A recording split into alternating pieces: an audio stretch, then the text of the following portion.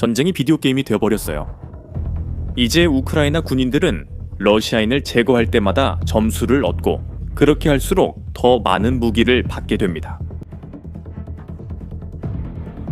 마치 공상과학 소설 같아요. 2026년 1월 26일 젤렌스키가 공개 확인했습니다. 현재 적의 목표물 중 80% 이상이 드론에 의해 정확하게 파괴되고 있으며 그 대부분이 국내산 드론입니다. 우크라이나에서 제작된 드론이라는 점이 매우 기쁩니다. 지난해에만 81만 9,737개의 목표물 이 드론에 의해 정확하게 타격되었습니다. 우리는 각 피해를 명확하게 기록하고 있으며 또한 각 피해에 대한 점수도 있습니다. 여러분도 직접 경험을 통해 알고 계시죠?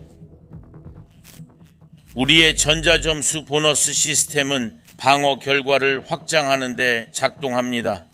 12월에 우리 부대는 3만 5천 명 의적 점령군을 격파하는 성과를 거두었습니다. 이 성과에 대해 여러분께 감사드립니다.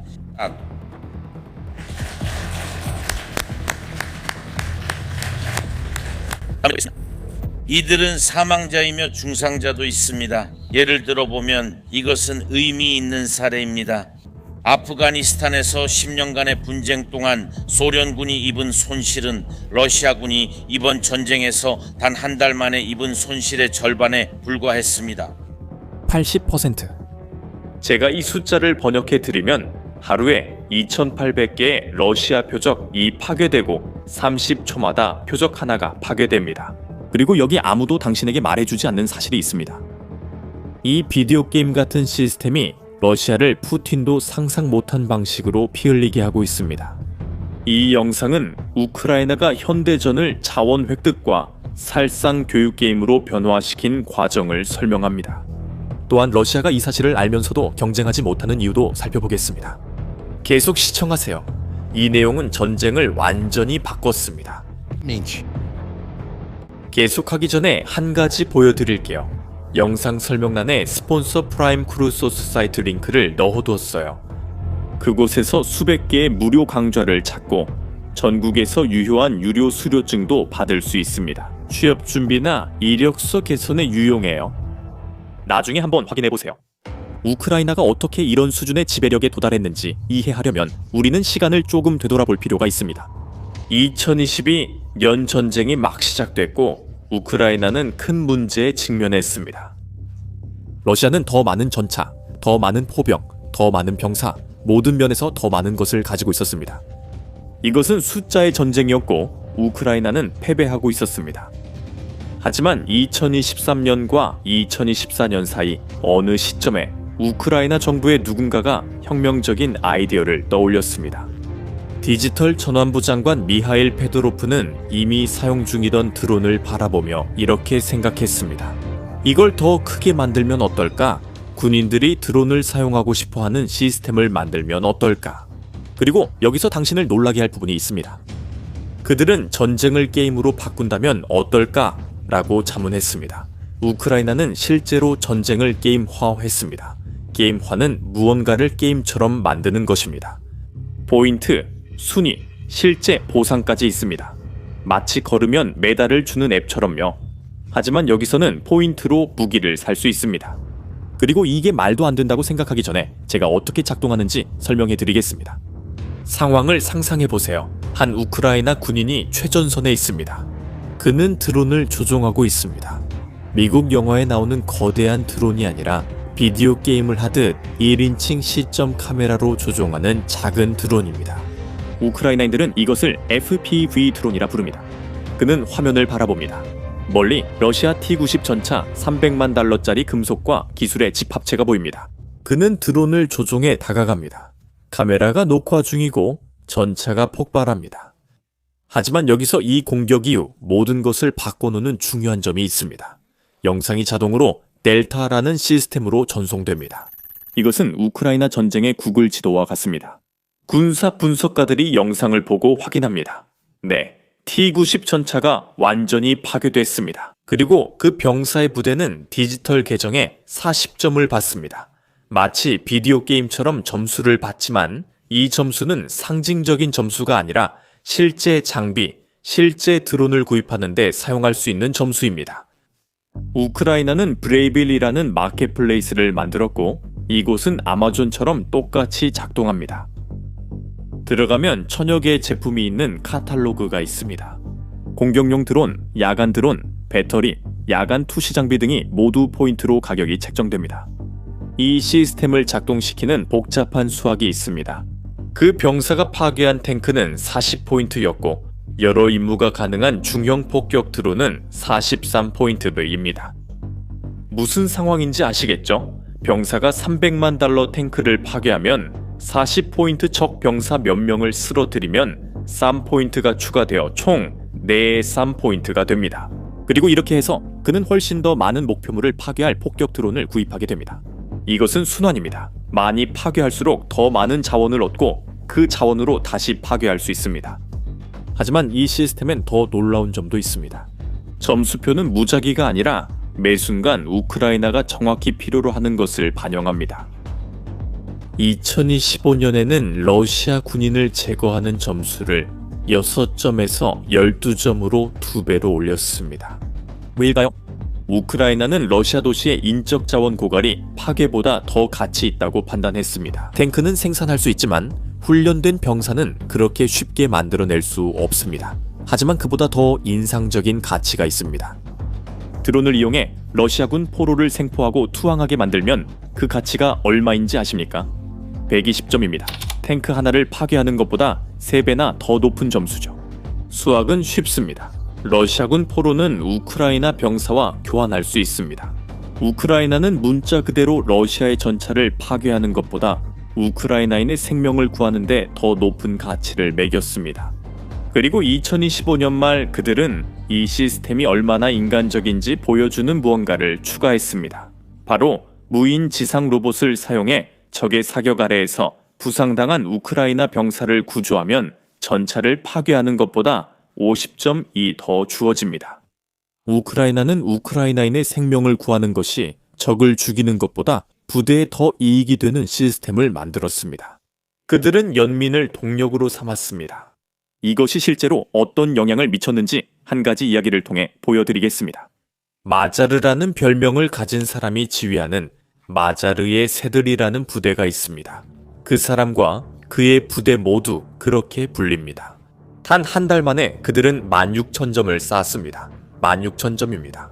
그 점수로 그들은 공격 드론 500대, 야간 드론 500대, 중장비 드론 100대를 구입했습니다.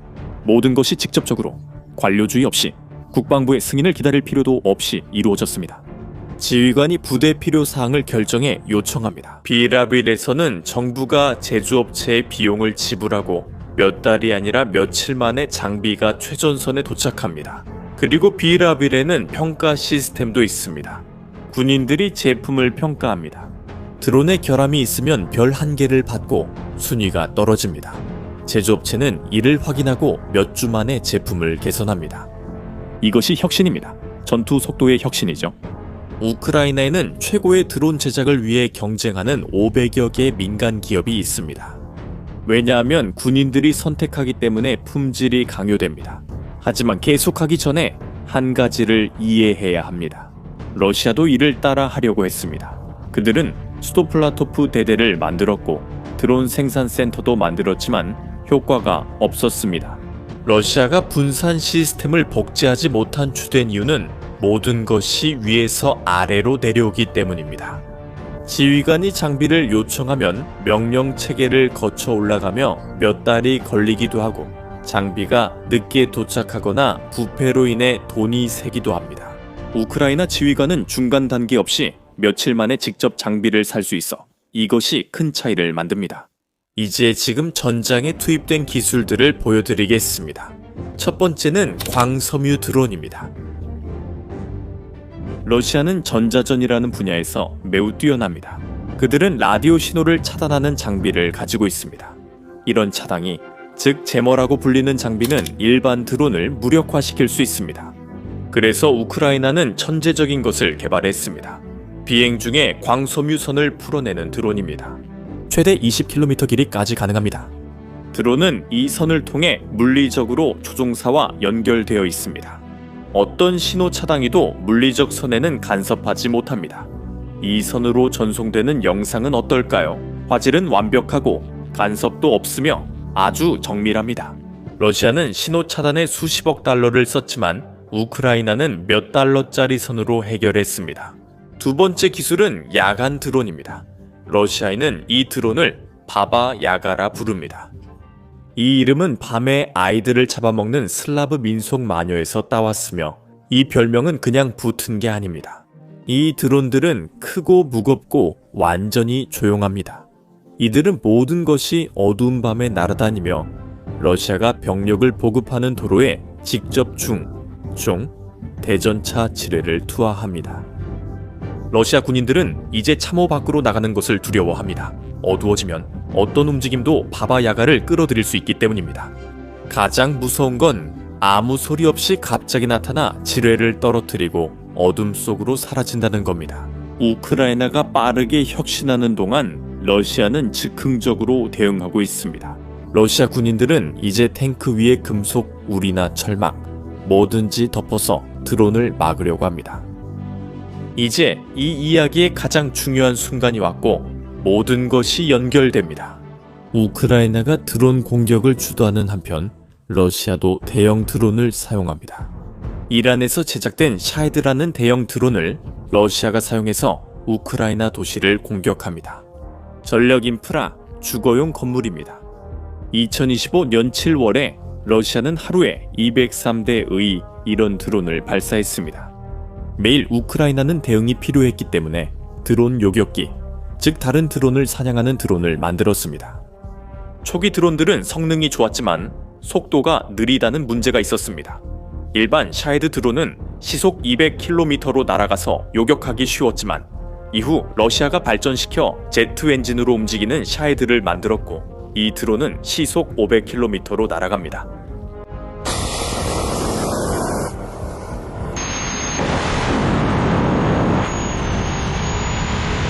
그리고 우크라이나의 요격 드론들은 충분히 빠르지 않았습니다. 그래서 우크라이나는 새로운 것을 개발했습니다.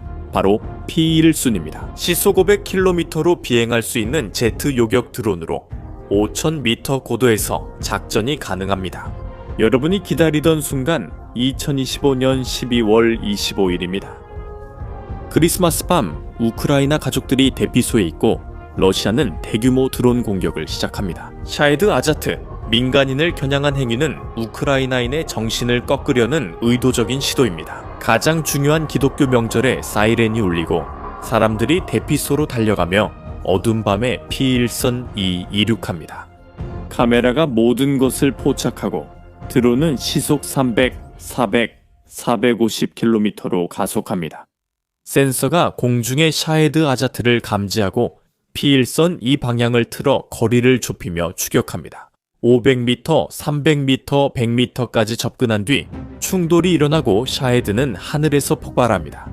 파편이 들판에 떨어지지만 아무도 죽지 않습니다. 그리고 인류 역사상 처음으로 한 제트 드론이 실제 전투에서 다른 제트 드론을 격추시켰습니다. 테스트나 훈련이 아닌 전쟁 중이었고 크리스마스 이브 밤이었습니다. 이 메시지는 분명했습니다. 우크라이나는 방어를 넘어서 러시아보다 빠르게 혁신하고 있습니다. 이것이 우리를 2026년 미래로 이끕니다. 우크라이나는 불가능해 보이는 목표를 세웠습니다. 1년에 700만 대의 드론을 생산하는 것입니다. 700만 대 이는 매일 거의 2만 대의 드론을 생산한다는 뜻입니다.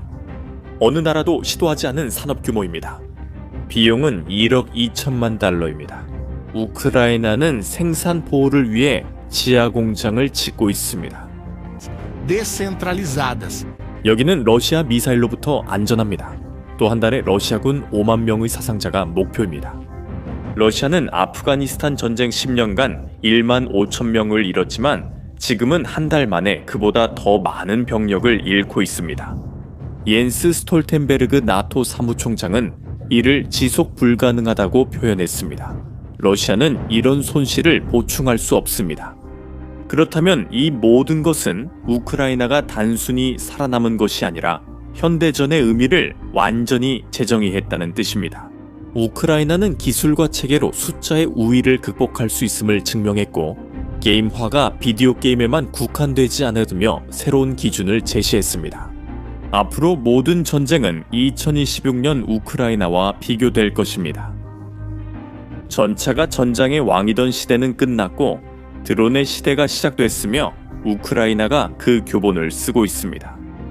이제 당신의 의견이 궁금합니다. 전쟁의 게임화가 전 세계 군대로 확산될까요? 아니면 우크라이나가 생존을 위해 싸우기 때문일까요? 댓글로 남겨주시고 이 영상이 인상적이었다면 꼭 봐야 할 사람에게 공유해주세요. 채널 구독과 알림 설정도 부탁드립니다. 다음 영상에서 뵙겠습니다.